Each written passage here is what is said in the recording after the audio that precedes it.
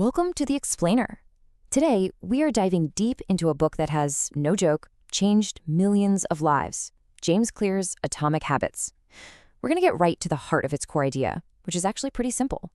How making tiny, just 1% changes can add up to some absolutely remarkable results. So the book kicks off with a really intense personal story from the author himself, James Clear. I mean, imagine that, getting hit in the face with a baseball bat. It was a devastating injury, and his road to recovery was incredibly long. But it was during that struggle that he stumbled upon the central idea of this book, the amazing power of starting small. He literally had to rely on these tiny, tiny habits to rebuild his life, one small step at a time. All right, so here's what we're going to cover in this explainer. We'll start with the power of those tiny gains. Then we'll walk through the 4 laws of behavior change, making it obvious, attractive, easy, and satisfying. And finally, we'll connect it all to the biggest idea in the book, how our habits actually shape our identity. Let's get into it. Okay, first up, the power of tiny gains. This is really the big idea at the heart of the entire book. It's about forgetting this whole notion that you need to make massive, earth-shattering changes. Instead, it's all about the incredible compounding effect of making tiny, consistent improvements. And the math behind this is, well, it's pretty staggering, honestly. If you get just 1% better at something every single day for a year, you might think, okay, that's 365% better, right? Nope. You actually end up nearly 37 times better. That is the insane power of compounding applied to your habits. Now, this is so important because it explains why so many of us give up too early. You know that feeling. You're putting in the work day after day, and nothing seems to be happening. Progress just isn't a straight line. Clear has a great name for this, the plateau of latent potential. He uses this perfect analogy of an ice cube. Imagine it's slowly warming up from 25 degrees, 26, 30, 31. Nothing is visibly changing. But then, bam, it hits 32 degrees and it starts to melt. All that effort you're putting in, it's not wasted. It's storing up energy for that breakthrough moment.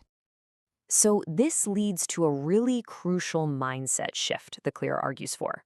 You need to focus on your systems, not your goals. Think about it. A goal is about winning the game just once. But a system, that's about building the process that lets you keep playing the game over and over again. And that right there is where real long-term change actually comes from. All right, that brings us to the first of the 4 laws of behavior change. Law number 1 is make it obvious. This is all about learning to become the architect of your own world. You know, we like to think we're in total control, but so many of our daily actions aren't really purposeful choices. We're just responding to the most obvious option in front of us. Our environment is like this invisible hand guiding our behavior. So if you want to build good habits, the trick is to make the cues for them super obvious, like impossible to miss. And here's a super simple, practical way to do this. It's called habit stacking. The idea is you just anchor a new habit you want to start onto a habit you already do without thinking. So the formula is, after my current habit, I will do my new habit. For instance, after I pour my morning cup of coffee, I will meditate for 1 minute. See? You're giving that new habit a specific time and place to exist, making it way more likely to happen. Okay, on to the second law, which is all about hacking our brain's reward system. Law 2 is make it attractive. Yeah, this one is all about dopamine. And here is the surprising part. It's not actually the reward itself that drives us. It's the anticipation of the reward. That's what gets us to act. So it follows that the more attractive and appealing we can make a habit, the more our brains are going to crave it and the more likely we are to actually do it. And a brilliant strategy for this is something called temptation bundling.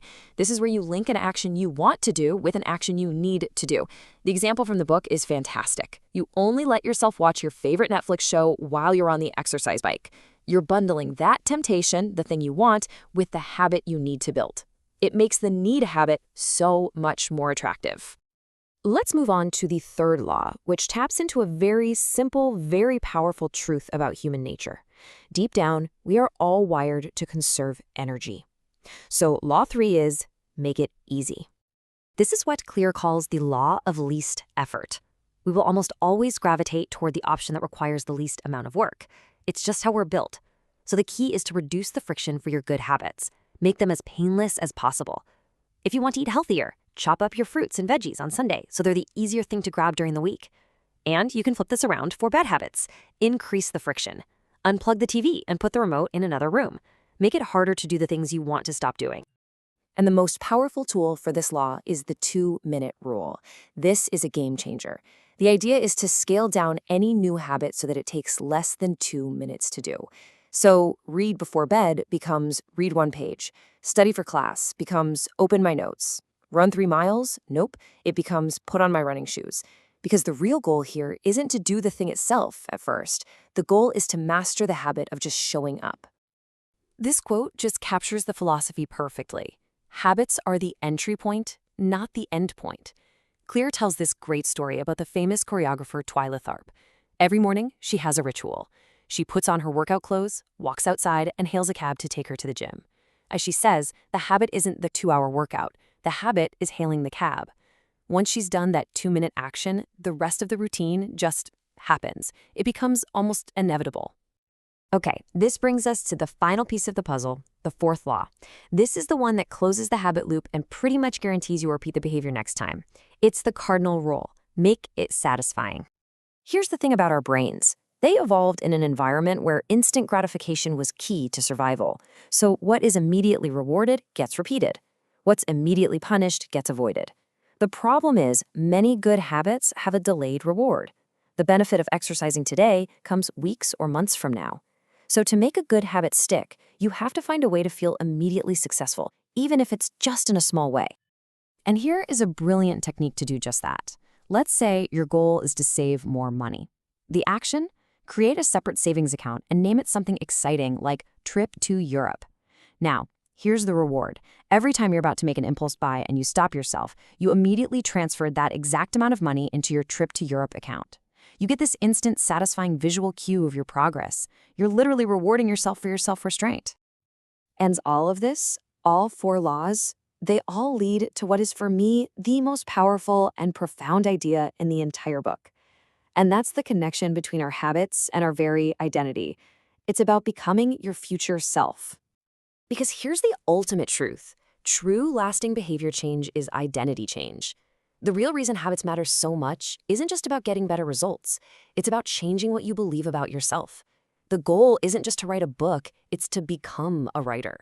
It's not about running a single marathon. It's about becoming a writer.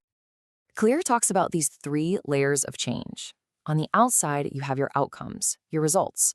In the middle, you have your processes, your habits. But at the very core, the inner layer is your identity, your beliefs. See, most of us try to change from the outside in. We focus on the results we want. But real, lasting change works from the inside out. You have to start with the person you wish to become. And this quote just says it all. Every action you take is a vote for the type of person you wish to become. This is such a powerful way to think about it. Your habits are how you literally embody a particular identity. Every single time you lace up your shoes and go for a run, you're casting a vote for being a runner.